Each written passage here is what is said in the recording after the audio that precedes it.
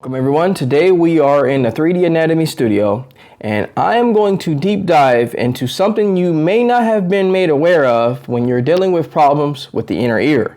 You're dealing with problems with the ringing, the clicking sounds, the muffling sounds. It's just not getting any easier. So I'm going to jump in and I'm going to start with a particular muscle, and this one is called the stylohyoid muscle. And in this sense, stylo comes from the styloid process, which is a long, sharp spike of the bone coming down from your skull near your ear. So if we look here, and this particular muscle is known as the elevator muscle, elevator and retractor muscle. And if you can see what it's doing, its job is to pull that jaw in and pull that jaw back out, and it's tasked with that. So if I can just move myself out of the way, if we look closely here, you can actually see the movement. And when this muscle is thrown off, which it can very well be for various reasons, due to injury, due to overuse, due to stress, due to poor posture. I'm going to say that a lot, those things that I just named, very often. As you can see, it's the elevator muscle, and see it's working in unison with our jaw here. As you can see, the bottom jaw area, the mandible, connecting our bottom teeth to our top teeth. It's constantly in motion. But the more particular thing, and the thing that bothers a lot of you the most, or if you don't know, is that it's right behind the ear. I don't have the ear brought up right now, but you'll see, if I could just get the figure to behave a little bit here. You can see when this gets thrown off here, it's going to cause some intense pain, discomfort, air pressure. Our body's natural mechanism and way to handle a lot of imbalance is sometimes when it comes to the ear, pressure is being let in and out of the ear, which can build up. And so just having a muscle thrown out of whack can cause these kind of side effects. And so that's the stylohyoid muscle, known as the elevator muscle. It's like a thin suspender strap, basically keeping everything intact. It pulls on the hyoid bone. So the hyoid bone is a circular bone in our vertebrae, between the vertebrae and the back of the skull.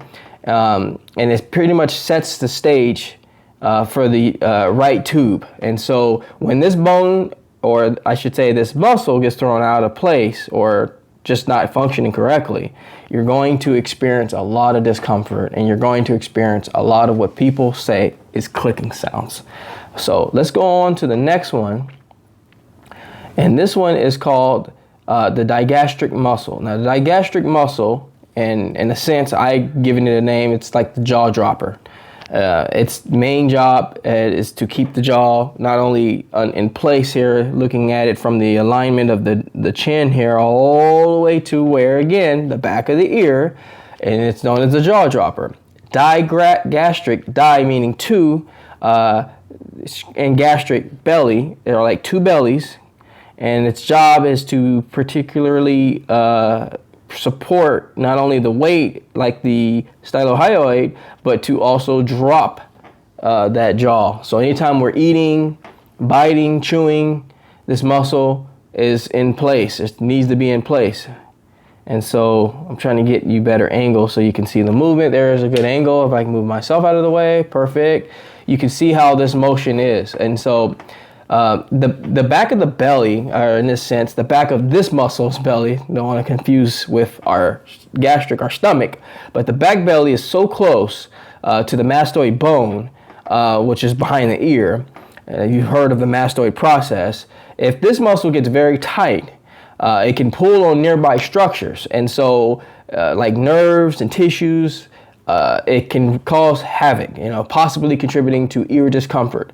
And this, I would say, the most pertinent part of this particular muscle is the ringing. So you've heard it here first, folks. If you're dealing with issues with tinnitus and ringing, something's going on, in my opinion, with this muscle particularly.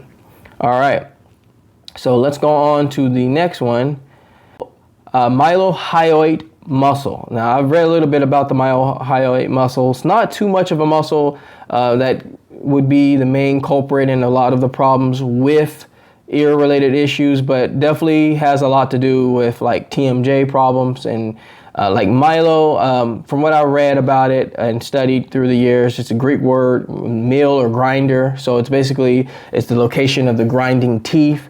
And so this particular reason why I bring this one up is just a part of the jaw structure as well, the muscle structure. It's a muscle to keep in track of, or to keep aware of, because it definitely, if for those of you dealing with TMJ issues, this muscle can get out of whack for many reasons. The ones I've stated before that you probably don't want to always keep hearing: poor posture, injury, like just not being aware of the position of your jaw. A lot of you are doing the biting down, like bruxism, things of that nature. That's going to shoot some problems, some pain in the jaw area, which can then radiate up the jaw to the ear. So it's just a muscle to keep in touch of what it does. It's basically the wide sheet of the jaw, the chin area. So I haven't heard too many problems with this muscle when it comes to like ETD related, but it's definitely something to, you know, keep in touch with, and to understand, like if you're feeling any pain underneath the jaw right here,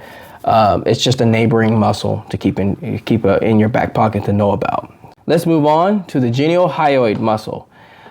Genio refers to the chin. So again, I'm going to show you the way it looks here, the structure of the chin, and the way this muscle works here. This is one of the deepest suprahyoid muscles. It runs straight to the back from the inside of your chin to the front of the hyoid bone. So if you look, so from the chin to the hyoid bone, you can see how it's in place. It pulls the hyoid bone straight forward, so it kind of has like this pulling mechanism. It helps to lengthen the floor of the mouth, which is helpful when you speak. It helps open up the airway. So this muscle is important, honestly. I mean, they all are, but this muscle, in terms of what we're discussing, when this gets out of whack as well, it can really kind of restrict that airflow, that airway. And believe it or not, it just kind of like keeps some of you are explaining like, oh, I feel tight around the neck muscles. Like, what is it? Is it an allergy? Is it something going on? I can't really see. When I swallow, I feel like this tightness. Of course, we're not here to diagnose, but just want to keep in mind that sometimes when you feel tightness here, it's not always a reaction or an inflammatory problem. It could just literally be that the muscle's overly tight, been working too long, working long hours, not getting adequate sleep, diet's off, things of that nature. So definitely want to keep that one in mind. So the other one here, and I think I talked about most of these here.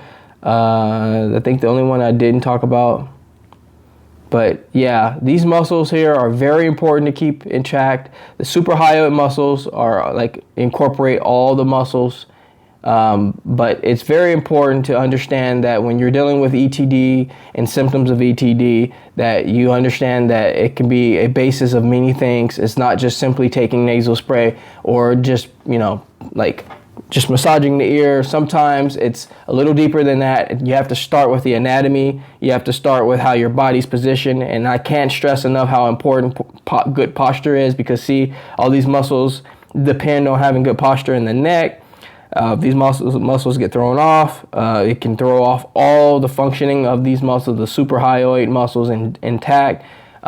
And all of these run to the back of the ear. As you can see, all the ones we've talked about, they go all the way up to the back of the ear, giving those problems with the ear. So if you're dealing with clogging, air pressure buildup, ringing, you need to be in touch with what this could be.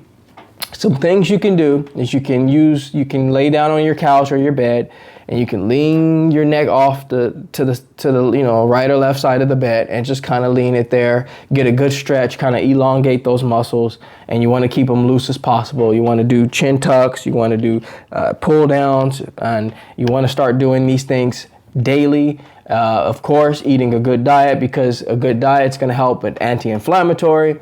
It could be your berries. You want to eat good, you know, spices, ginger, turmeric.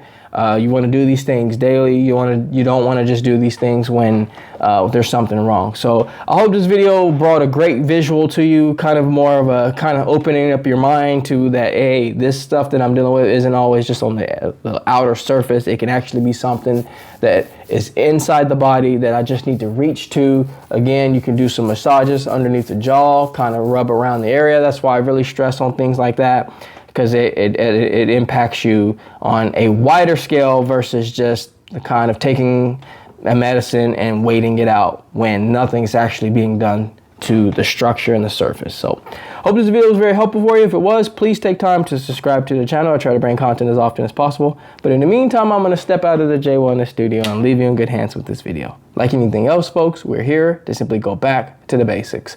Take care, everybody, and I will catch you in the next video.